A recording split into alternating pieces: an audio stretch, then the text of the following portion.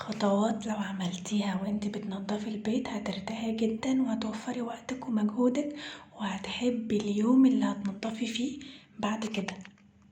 تابعي معايا الفيديو للآخر وما تنسيش تعملي لايك وشير وقوليلي رأيك وابعتي الفيديو لكل أصدقائك. لو عندك وقت شوفي بقية الفيديوهات هتتشجعي وتاخدي باور ان انتي تنضفي بيتك وتحافظي على وقتك وتعملي لنفسك روتين خاص للبيت، روتين شخصي، وقولولي رأيكم في الكومنتات وباقي الفيديوهات لو عجبتكم.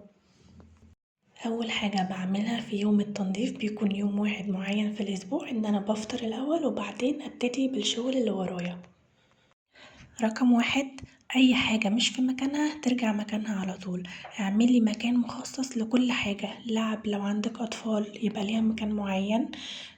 كل حاجة ليها مكان. لو حاجة خاصة بغرفة النوم بوديها غرفة النوم مكانها، غرفة الأطفال هكذا. لو في كوباية أو حاجة ترجع المطبخ، فبالتالي يبقى المكان اللي أنا هبدأ فيه تنظيف مفيهوش أي حاجة. تاني حاجة ببتدي أشيل كل المشايات والسجادات الصغيرة اللي ممكن تتلم، بشيلها واديها تنفيضة بسيطة في مكانها، وبعدين ممكن احطها في البلكونة تتهوى او تتشمس شوية لحد ما اخلص خالص وبعدين افردها. المهم كمان ان احنا نحطها في مكان احنا مش هنشتغل فيه، يعني تكون بعيدة عن المكان اللي انت هتبدأي تنضفي فيه، في البلكونة او في غرفة انت قافلاها او كده، علشان ما تعملش زحمة وتحس ان في كركبة في المكان. تاني حاجة بعملها ان انا بشيل اي ديكورات عندي في اي مكان، امسحها كلها مسحة نضيفة واحطها كلها على السفرة او على السرير في مكان برضو يكون بعيد عنك شوية علشان ما تحسيش بكركبة.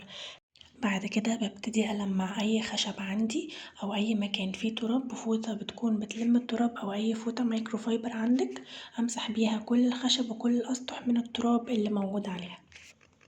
وما تنسيش معانا الشبابيك وبيبان الغرف وكمان باب الشقة. بعد مسح التراب بنبتدي نلمع أي زجاج أو مرايات موجودة عندنا في البيت كلها مع بعض. ممكن تبدأي تنظيف من الصالة للغرف لجوه المطبخ وهكذا، أو براحتك لو هتاخدي أوضة أوضة أو بعد كده الصالة. بعد المسح ببدأ بقى إن أنا أشفط بالمكنسة الكهربائية أو المكنسة العادية، تبدأي بقى تكنسي الأرض كله. بجمع كل الترابيزات أو الوحدات الخشبية عندي في مكان واحد علشان أنضف تحتها. بتيجي بعدها الخطوة اللي هي المسح، ببتدي بقى إن أنا أمسح كل الأماكن كويس جدا.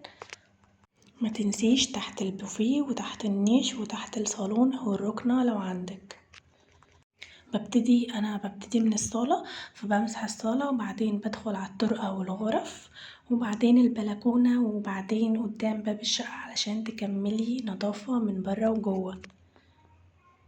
لو حسيتي ان انتي مش قادرة تعملي البيت كله في يوم واحد، ممكن تقسمي، تعملي الصالة مثلا والبلكونة في يوم والغرف في يوم لوحده، يعني ما تجهديش نفسك برضو، احنا مش عايزين مجهود.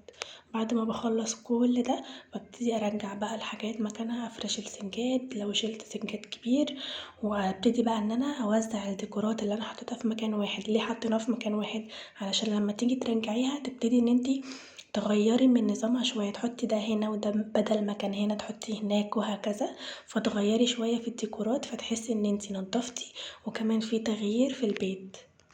وحاولي في اليوم اللي انتي مخصصاه لتنظيف البيت ان انتي ما توقفيش في المطبخ وتعملي مجهود او تعملي مثلا وجبة اساسية اللي هي الغدا، يبقى عندك اكل باقي من اليوم اللي قبليه، ممكن تعملي حسابك قبلها بيوم تعملي اكل يكفي يومين وهكذا.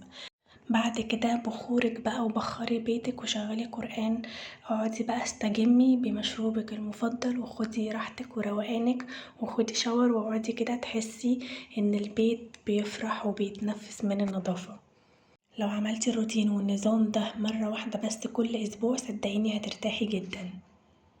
الخطوات دي انا معتمداها طوال 3 سنين وجايبة معايا نتيجة كويس جدا. ممكن تبدلي خطوة عن التانية براحتك، انتي ليكي حرية الاختيار وحرية ان انتي تنظمي بيتك براحتك، بس النظام ده مريح جدا جدا، جربوه بجد هترتاحوا، هتلاقي عندك ما شاء الله بركة في البيت، وهيوفر معاكي وقت كبير جدا لانك بتبدأي تنظفي بذكاء. باي باي واشوفكم في فيديو جديد.